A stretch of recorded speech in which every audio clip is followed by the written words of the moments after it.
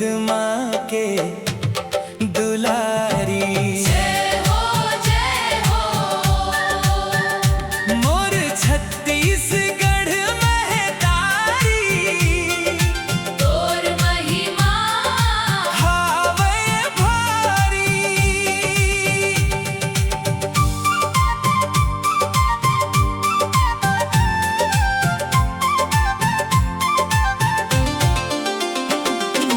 नदियाँ नरवा डोंगर पहाड़ी, कोरामा तोरी तिरावे।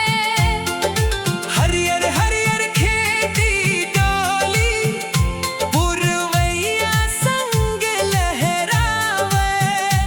अमरैया मकुहकत है, मनमोहनी कोयलिया कारी। जय हो मोर छत्तीसगढ़ महतारी, तोर महिमा हावय भारी।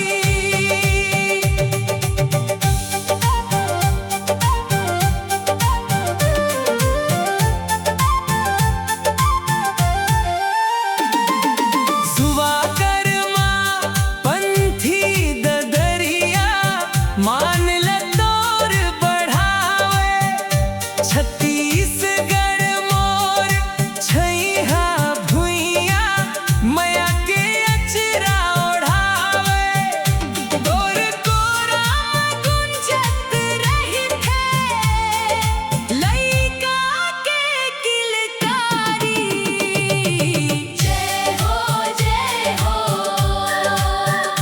मोर छत्तीसगढ़ महतारी, तोर महिमा हावय भारी।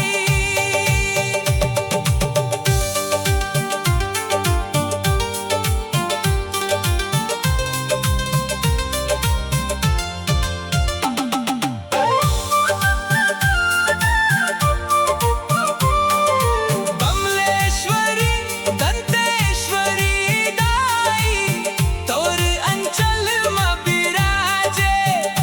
महाप्रभु वल्लभा घासीदास के, गूंजे इहाँ जस गाजे।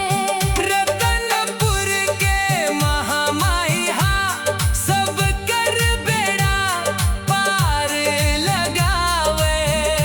वीर नारायण के बलिदानी माटी, सुघर औ कहूँ न पावे। जय हो मोर छत्तीसगढ़ महतारी, तोर महिमा हावय भारी।